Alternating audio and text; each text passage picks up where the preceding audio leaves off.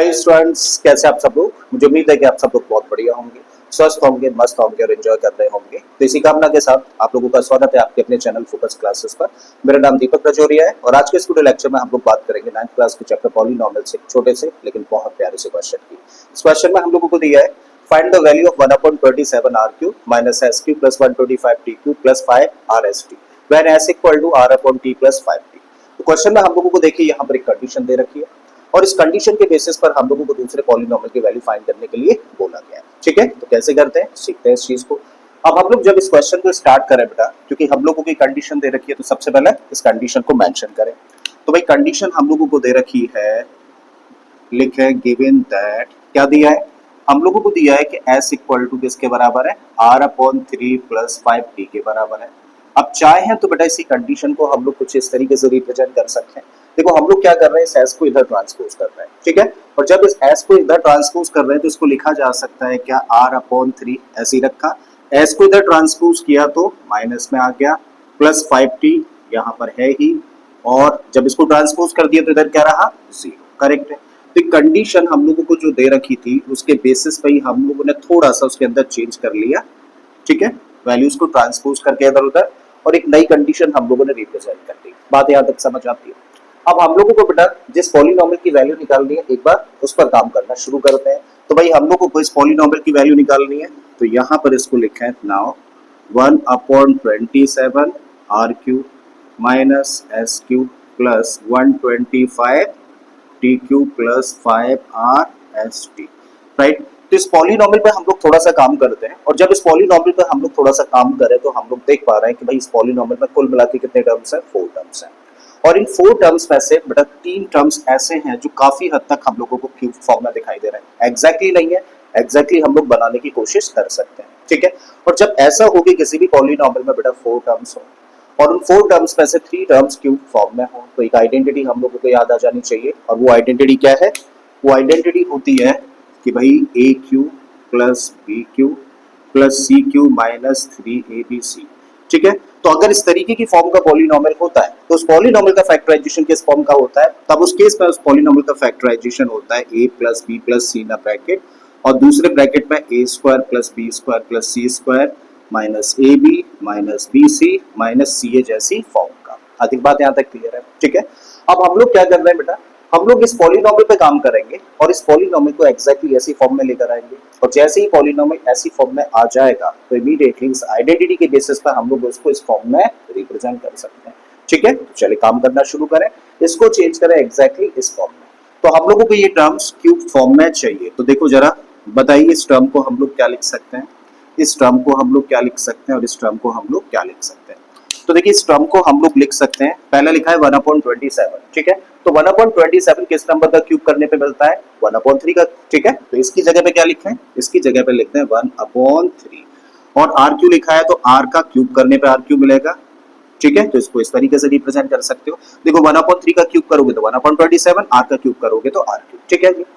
बेटा यहाँ पे माइनस का साइन है, लेकिन फॉर्मूले में क्या चाहिए, प्लस का, तो आप क्या करिए, प्लस का साइन लगाइए और इस माइनस को ले लो अंदर। आप चाहें तो इसको देखो इस तरीके से रिप्रेजेंट करते हैं, एक नेगेटिव नंबर का क्यूब करेंगे तो नेगेटिव, एस का क्यूब करेंगे तो एस क्यूब हो जाएगा, ठीक है जी। आप यहाँ पे इस पर काम करें और इसको लिख सकते हैं बेटा 5 का क्यूब होता है 125, टी क्यू लिखा है तो 5t का होल क्यूब कर दो, राइट। अब यहाँ से नहीं चलना है, आइडेंटिटी से चलो, क्या होना चाहिए, -3abc, प्लस का नहीं, -3abc। तो देखो आप लोगों ने आइडेंटिफाई कर लिया कि यहाँ पर ए की जगह पर क्या है 1/3r, बी की जगह पे क्या है माइनस का एस, और सी की जगह पे क्या है 5t। तो अगला टर्म कैसी फॉर्म का होना चाहिए, 3abc जैसी फॉर्म का। अपनी तरफ से रखो 3, ए की जगह पर रखो क्या 1/3r, इंटू में बी की जगह पे रखो क्या माइनस का एस, और इंटू में सी की जगह पे रखो क्या 5t। सिर्फ कर लेना क्या है, कर लेना ये है कि इनको मल्टीप्लाई करके चेक कर लो यही आ रहा है या फिर नहीं, तो चेक करो। देखो 3 से 3 कट जाएगा, ठीक है। और अब हम लोग देखें तो ये नेगेटिव टर्म है, ये नेगेटिव है, नेगेटिव और नेगेटिव क्या हो जाएगा, प्लस, यहाँ पे क्या है 5, फिर rsT, मतलब इन सबको मल्टीप्लाई करोगे तो क्या मिलेगा, प्लस का 5 rsT मिलेगा। मतलब आप इसको इस तरीके से फैक्टराइज करके लिख सकते हो, और जब इस तरीके से लिख सकते हो तो एग्जैक्टली आपने फॉर्म बना दी। कैसी फॉर्म बना दी, a³ + b³ + c³ - 3abc जैसी। और अगर ये फॉर्म बेटा एग्जैक्टली ऐसी है तो इसका फैक्टराइजेशन कैसी फॉर्म का होना चाहिए, बिल्कुल इस फॉर्म का। ठीक है, तो कर दीजिए on the basis of identity.